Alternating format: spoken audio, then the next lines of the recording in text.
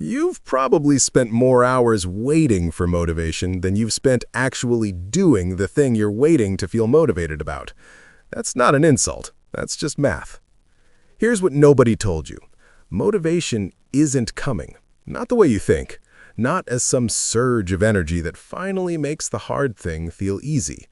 That version, where you wake up one day and suddenly want to work out, study, or build the thing, doesn't exist. It's a fantasy your brain uses to avoid discomfort today. Your brain has a motivation system built around dopamine, but dopamine doesn't work the way most people think. It's not a reward chemical that shows up after you do something good. It's an anticipation chemical. It spikes when you're pursuing something, not when you're waiting for permission to start. So when you wait for motivation, you're waiting for a neurological event that requires movement to trigger. You've got the sequence backwards. Motivation follows action. It rarely precedes it. There's a principle in behavioral psychology called behavioral activation. It comes from cognitive behavioral therapy, and the idea is simple. You don't wait until you feel like doing something to do it. You do it, and the feeling catches up.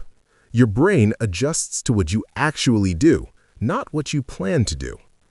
This is why people who exercise consistently don't have more willpower than you. They just stopped negotiating with themselves every morning. They removed the decision. Now, here's the excuse I need to call out. You tell yourself you're waiting until you're ready, until the timing is right, until you have more energy, more clarity. That sounds responsible. But readiness is a moving target. There's always a reason to wait, and waiting feels productive, like you're being strategic, when really you're just avoiding the discomfort of starting. Competence comes from repetition, not preparation. You won't feel ready until after you've done the thing enough times to prove you can. So, what works? Shrink the task until starting is undeniable. You don't commit to a full workout, you commit to putting on your shoes. You don't commit to writing the chapter, you commit to one sentence. The goal is to cross the activation threshold. Once you're moving, momentum takes over. Remove the decision entirely. Every morning you ask yourself, should I do this? You're burning willpower on a question that should already be answered. Decide once. Schedule it. This is called pre-commitment, locking in your future behavior before your present self can negotiate out of it. And stop measuring how you feel.